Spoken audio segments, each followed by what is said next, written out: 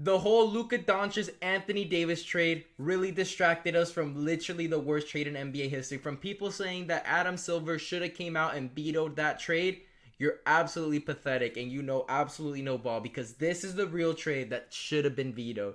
Because the Spurs acquired De'Aaron Fox and they kept their whole young core. They gave up absolutely nothing. The Kings got a great return. I'm not gonna lie. You're getting some picks, and you're getting Zach LaVine. Who Zach LaVine and De'Aaron Fox are kind of on the same level here, scoring wise. I don't. There's not much. They're not too much in a different bracket. I believe they're the same caliber player. So you got De'Aaron Fox who's possibly leaving. You got a little bit more control of Zach LaVine. That's not a terrible return for the Kings. I'm not gonna lie. That's not a bad return. De'Aaron Fox, this is great for him. He's gonna go with Wembanyama. Now, for the Spurs, here, you really didn't give up anything. You got him for a Big Mac and a small fry and a little Fanta there. Meanwhile, the Bulls, Lord have mercy, you gave away your best player since Derrick Rose and Jimmy Butler and Zach LaVine. All right, one of literally the only all-star that you've really had in the past years. For Zach Collins, Trey Jones, and Kevin Huerter and their own 2025 pick. Unless you're gonna lose every single game, this is gonna be a mid-round pick, or unless you get blessed by the draft lottery. Because the only way you can actually justify this trade is if you land Cooper Flag with that pick. If you somehow get the first overall pick. If not, you're pathetic, all right? This is why the Bulls have not been relevant since Derrick Rose and Jimmy Butler, all right? You guys have always been battling it out as an 8th seed, 9th seed, 10th seed. You know what? You're a playing team, you're a low-seeded playoff team, and you're a first-round exit year after year after year, because you just gave up your franchise guy who was saying to fans in the middle of the game, I love Chicago, and you gave him up for Kevin Huerter.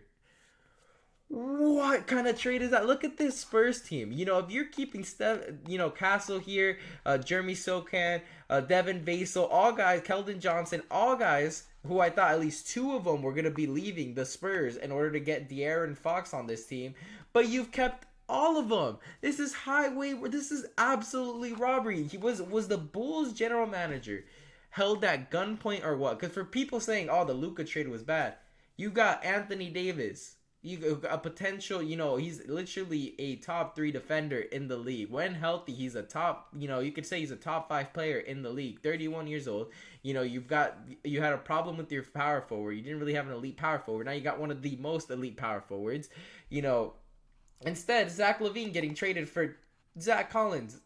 Oh my god, that's disgusting. That should have been vetoed right there. I don't understand. This one should have been vetoed. The other people complaining about the Lakers trade are just people who hate the Lakers, and we're looking forward to a LeBron-less Lakers being like 10 wins a year. Instead, this is absolutely, they've got hoodwinked, bamboozled, daylight robbery, and everybody was worried about the Lakers trade. That is absolutely, that I don't even know what to say. This Spurs team, this year probably will be a first round exit if they even make the playoffs. At the moment, they're not even in the play-in, but I think they will eventually get in. But next season, when you get rid of Chris Paul, you kind of figure out the team a little bit more. These young players are going to develop more after the season, after a full year of Chris Paul, De'Aaron Fox as well, Wembanyama next season. This Spurs team next year will be a top 3 seed. I genuinely believe that's gonna be a factor, and Victor Wembanyama will be in the MVP conversation. This team could win 60 games. This could be like the Cavaliers of this year, where they're kind of like a team in the middle of the pack of the playoffs, contending. Wow, you won a playoff series. Congratulations, Max, is what you could do. And then the next year you turn up and then you're the first seed. You could see this because they're gonna develop. You've got great leadership in Chris Paul. He's probably gonna leave because a big reason why he came was because he's a starter. But if you can land De'Aaron Fox mid-season, you're gonna land De'Aaron Fox, especially if you're giving up a Big Mac.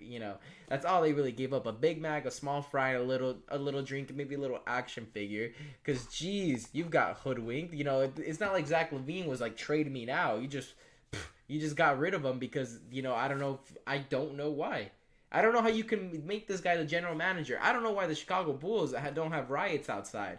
You should definitely have a riot outside for giving up Zach LaVine for, Zach Collins. That's a pathetic return. You could have definitely gotten a way better return elsewhere. I don't know if you only got called up by the Kings and you said yes. Straight away yes. Did you owe him a favor? It's pathetic. Now, this team is gonna be great in the near future. For De'Aaron Fox, I'm extremely happy for him. I'd love to see him in Kentucky. He was a great ball player then. I always said he would be a better player than Lonzo Ball, and the Lakers should have drafted Fox. But uh, is it gonna be great instead of throwing your career away for the Kings, instead of being a DeMar DeRozan type player for the Raptors, who you don't win a championship, you're just a good player at one point. You end up going with Wembanyama. That's as if DeMar DeRozan would have got traded to the Cleveland Cavaliers with LeBron James, in 2015. That's the equivalent right here. And now De'Aaron Fox has the potential to end up winning multiple championships and having a legacy instead of being a throwaway player like we've seen Isaiah Thomas be, Damian Lillard so far, DeMar DeRozan. He's got a potential to win a championship because Victor Wembanyama will be the face of the league soon. But anyways, make sure to leave a like and subscribe for more videos. Leave a comment down below. Do you think the Bulls were the team that was most robbed, or are you going to say the Mavericks? But anyways, thank you guys for watching.